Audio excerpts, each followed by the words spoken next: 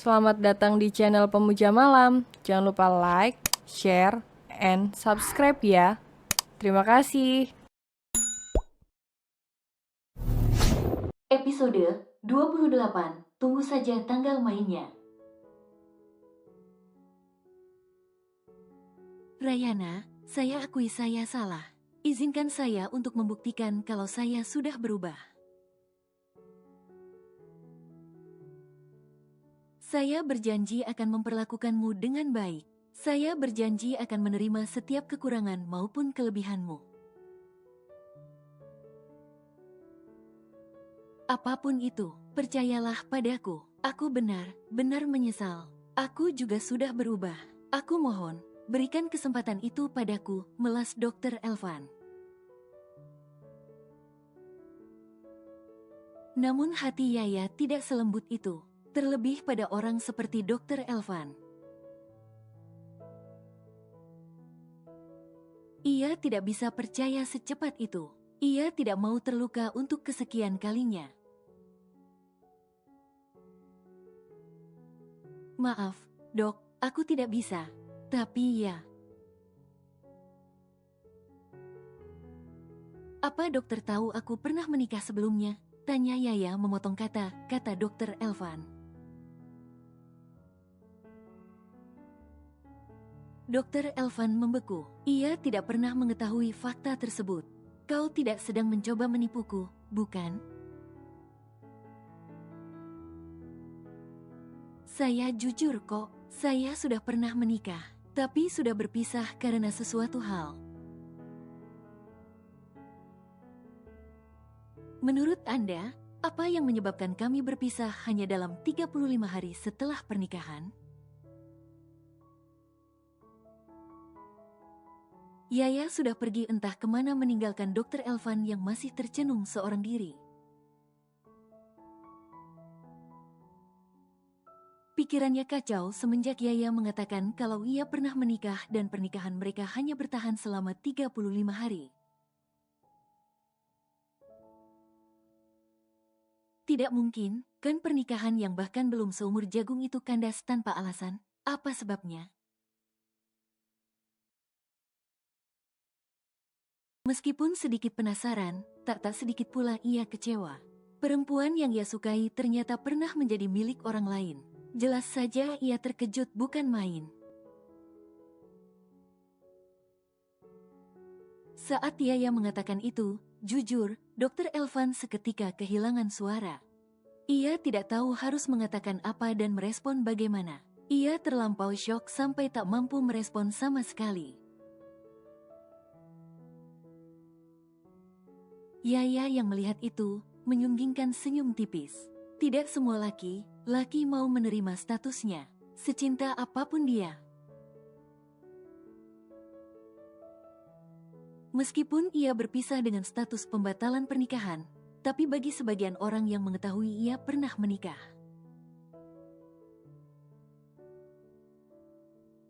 pasti akan menduga kalau ia sudah bercerai. Orang pasti akan mengiranya seorang janda. Padahal statusnya kini sudah kembali gadis, bukan janda seperti yang ada di pikiran orang-orang. Setelah Yaya pergi, Danang dan Dina keluar. Sebenarnya sejak tadi mereka mendengarkan pembicaraan keduanya dari tempat yang tak terlihat di sisi rumahnya. Sejak tadi Danang dan Dina menaruh curiga kenapa sikap sang putri yang biasanya ramah, kini justru terkesan acuh tak acuh bahkan cenderung datar. Mereka pikir mungkin Yaya trauma dengan lawan jenis. Namun nyatanya sesuatu yang tak terduga. Ternyata Yaya dan Dr. Elvan sudah saling mengenal sebelumnya. Dan yang lebih menyakitkan, ternyata Dr. Elvan yang terlihat baik, ramah, dan sopan pernah mengeluarkan kata yang membuat hati putri mereka terluka. Kata hinaan. Orang tua mana yang akan diam saja saat mengetahui kalau putri mereka pernah mendapatkan penghinaan seperti itu? Apalagi mereka tadi mendengar dengan jelas kalau Dr. Elvan dan adiknya menghina putri mereka dan menuduhnya bukan perempuan baik di hadapan orang lain. Sejak tadi Danang menggeram murka. Ia marah, ia kecewa, ia sakit hati. Ia jelas tidak terima atas penghinaan yang Dr. Elvan lakukan pada sang putri.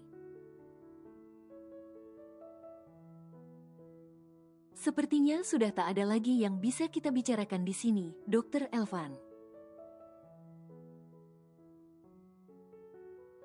Maaf, sebaiknya Anda pergi dan jangan pernah kemari lagi. Ucap Danang yang jelas sekali kalau kalimat itu merupakan sebuah pengusiran. Apa maksud, dokter, Anda mengusir saya? Mata Dr. Elvan terperangah sebab cara bicara Danang yang tiba-tiba saja berubah. Tak ada lagi senyum, tak ada lagi kehangatan. Ia justru menatapnya datar. Katanya pun begitu dingin. Anda pikir orang tua mana yang masih mau menerima seseorang yang sudah menghina putrinya? Sinis Danang.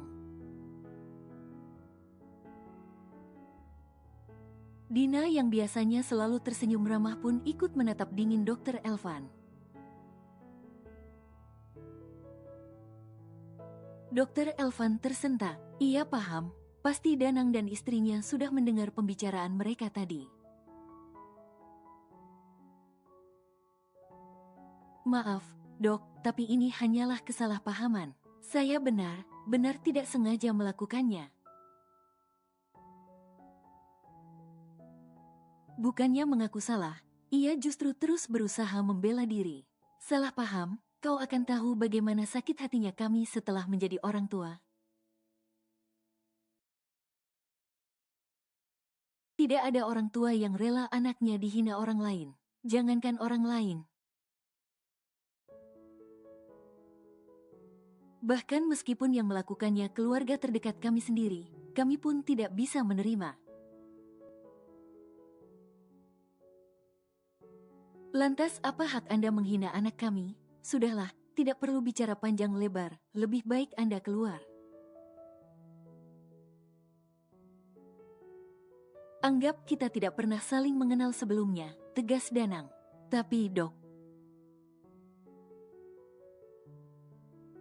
Danang mengangkat tangannya, menggestur agar Dr. Elvan tidak melanjutkan katanya.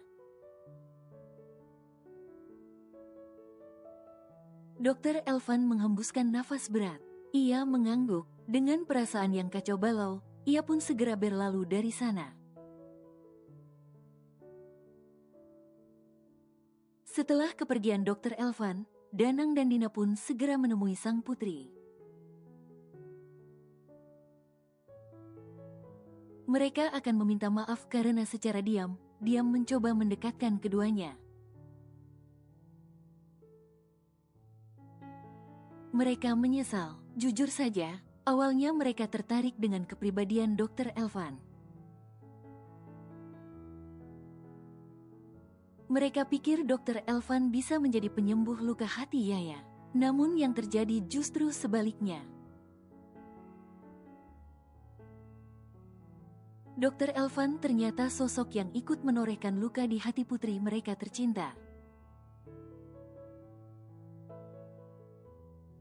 Luka yang belum sembuh, kini justru semakin bernanah karena kata yang Dr. Elvan dan Nora lontarkan. Hal ini menyadarkan mereka agar lebih hati-hati dalam bertindak. Jangan sampai mereka ikut menorehkan luka dalam hati dan hidup sang putri. Danang seketika terkenang masa lalunya dengan Ariana. Belajar dari pengalaman masa lalu. Ia takkan mencoba menjodohkan sang putri lagi. Ia khawatir putrinya tersakiti seperti ia yang pernah menyakiti Ariana. Jangan sampai aku mengulangi kesalahan yang sama, batin Danang. Sementara itu, di apartemen Raffi, laki itu merasa heran melihat ekspresi sang adik. "Kamu mengenalnya?" tanya Raffi penasaran. "Kakak suka sama perempuan ini, serius?" Arta justru balik bertanya. Terdengar helaan nafas panjang dari bibir Raffi. "Apa kakak kelihatan sedang bercanda?" Arta terkekeh. Ternyata selera kakak beneran yang usianya lebih dewasa. Tapi wajar sih, cantik banget soalnya. Mukanya juga nggak kelihatan kalau lebih dewasa. Katamu mukanya nggak kelihatan kalau usianya lebih dewasa.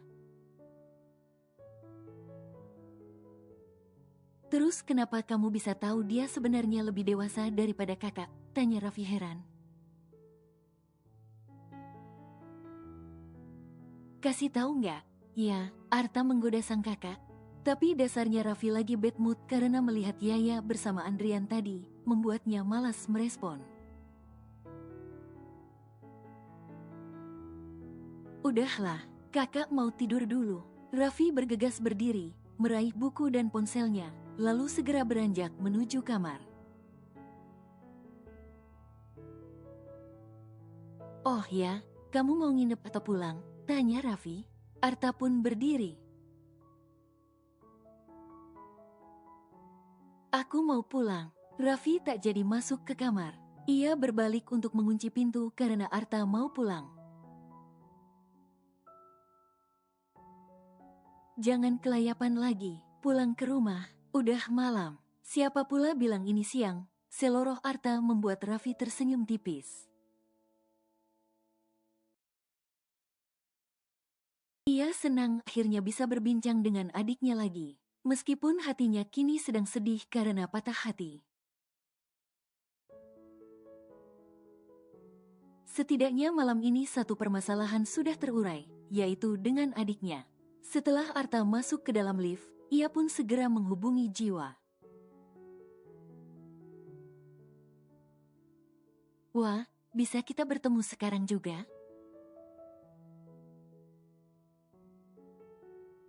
"Oke, sip, tempat biasa." Ya, Arta pun segera menutup panggilan kemudian. Setelahnya, Arta tersenyum kecil. Arta jelas tahu foto siapa yang dilihatnya di HP kakaknya tadi, sebab ia sudah beberapa kali bertemu. Jiwa memang sering mengajaknya mampir ke kampung kita resto. Dari situ, ia pun mengenal kakak perempuan Jiwa yang tak lain adalah Yaya. Yaya perempuan yang baik, sayangnya nasibnya saja yang kurang beruntung karena bertemu dengan laki yang menurutnya Mokondo itu. Suami toksik, keluarganya pun tak kalah toksik.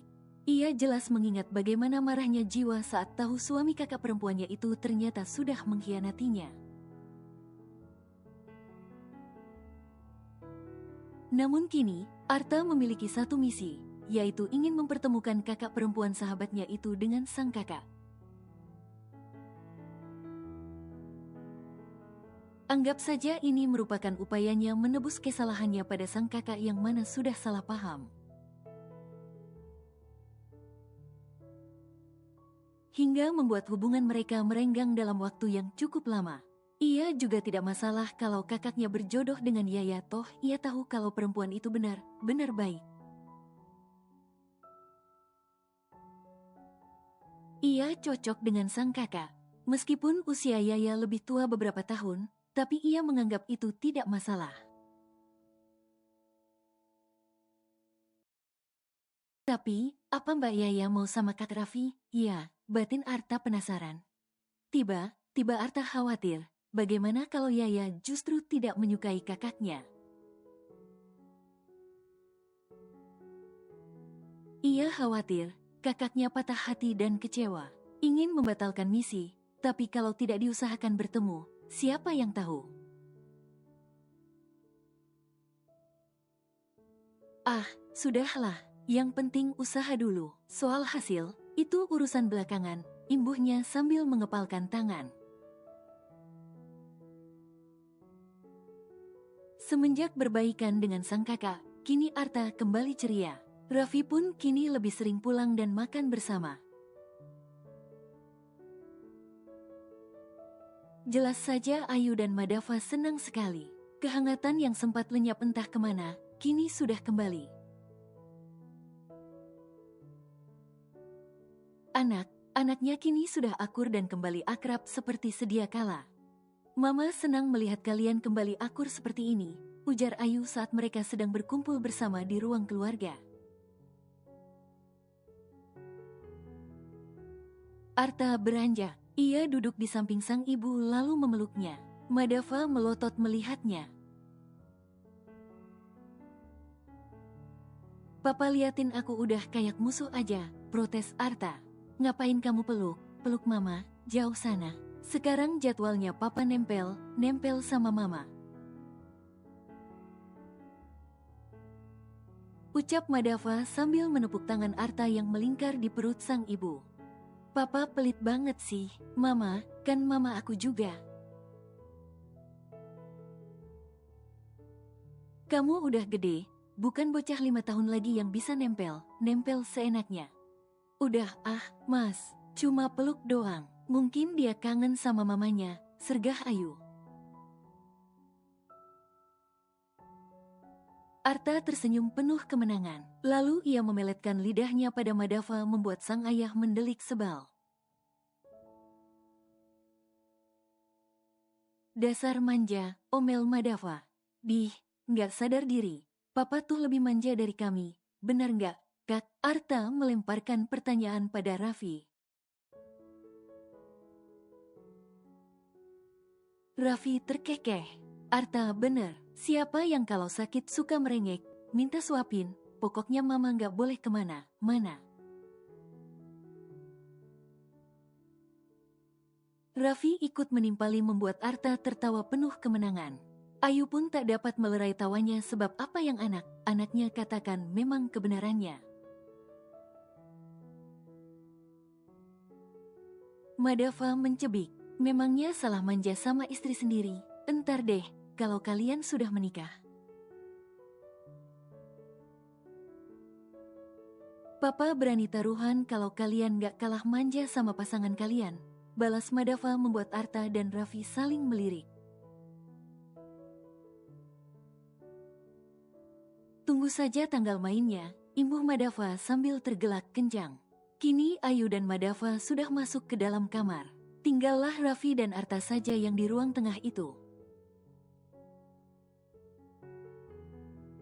Tampak Arta sedang menatap ke layar ponselnya. Liatin apa sih? Serius amat, ucap Raffi yang kemudian melongo ke layar ponsel Arta. Arta hendak menutupi layar ponselnya, tapi Raffi sudah melihat lebih dulu. Ayah, dia tadi jalan di Malioboro, kan? Arta menghembuskan nafas kasar, kemudian mengangguk. Dia di Yogyakarta, kenapa nggak disusul saja? Perkuliahanmu juga mulai sebulan lagi, kan? Arta menoleh. Kalau dia nggak mau ketemu sama aku, gimana? Itu urusan nanti, yang penting usaha dulu lah. Arta mengangguk, membenarkan. Baiklah, tapi nanti, beberapa hari lagi, Arta masih punya misi nih. Misi? Misi apa? Udah kayak detektif aja punya misi. Ada deh, kakak juga nanti tahu. Arta tersenyum lebar sambil memainkan alisnya. Jangan melakukan hal macam. Nggak macam kok. Sumpah, cuma satu macam aja, tapi semoga bisa bermanfaat dan membuat kakak senang. Dan apa? Telisik Raffi penasaran. Bukannya menjawab, Arta justru tersenyum penuh arti. Raffi tak ingin terlalu banyak berpikir. Ia pun segera beranjak menuju kamar dan mengambil buku yang berhubungan dengan kedokteran.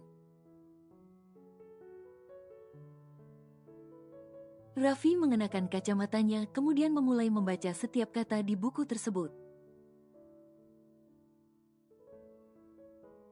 Terlalu asik membaca, Raffi sampai tidak sadar kalau jarum jam sudah menunjukkan hampir pukul 1 dini hari. Mata Raffi sampai terbelalak melihatnya. Raffi menguap lebar. Ia pun segera membaringkan tubuhnya di atas ranjang. Sebelum tidur, ia terlebih dahulu membuka foto Yaya yang di galeri ponselnya. Raffi pun tersenyum. Ya Tuhan, mungkinkah aku berjodoh dengannya? Mbak saya sibuk nggak akhir pekan ini? Tanya Jiwa pada Yaya yang tengah bersiap pergi bekerja. Akhir pekan ini, sepertinya lumayan. Kenapa? Mbak sibuk terus sih, sampai nggak ada waktu kumpul.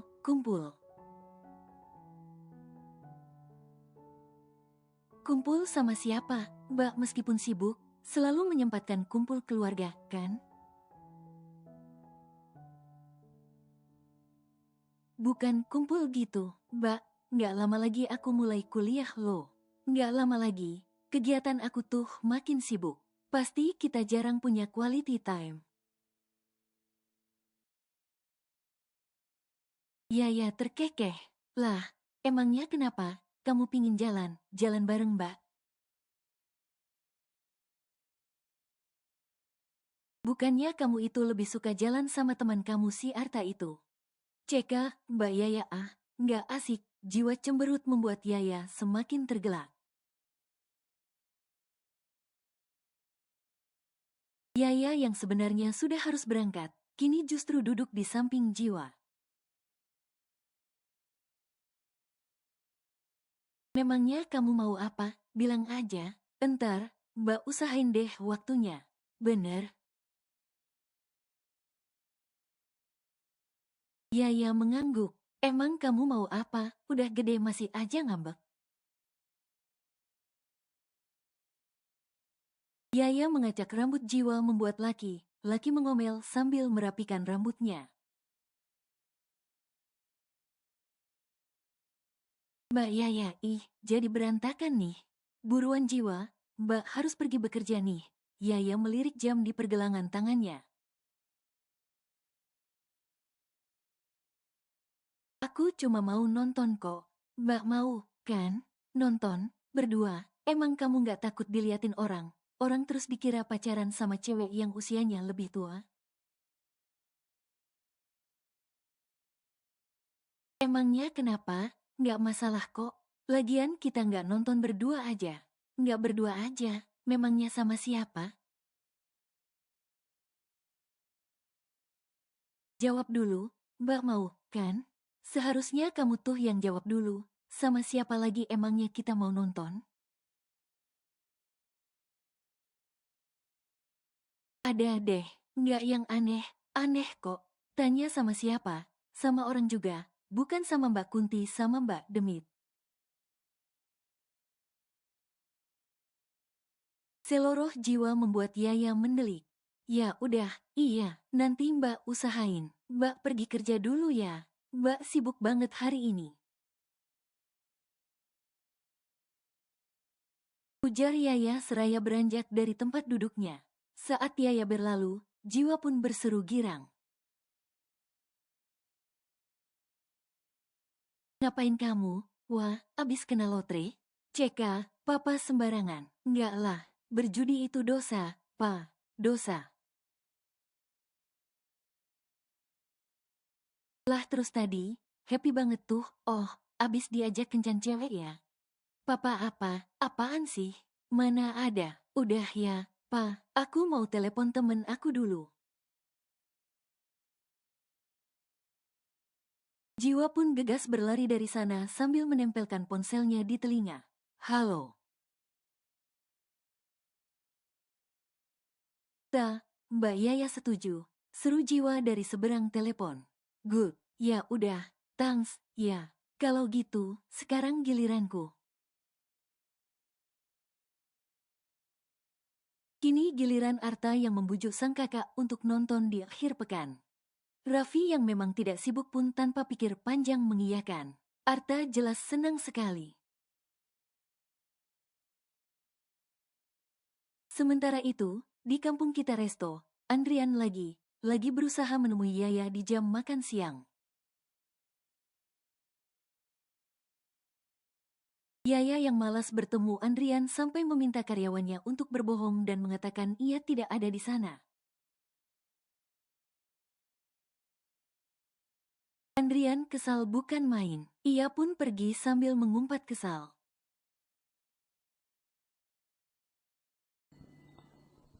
Bersambung.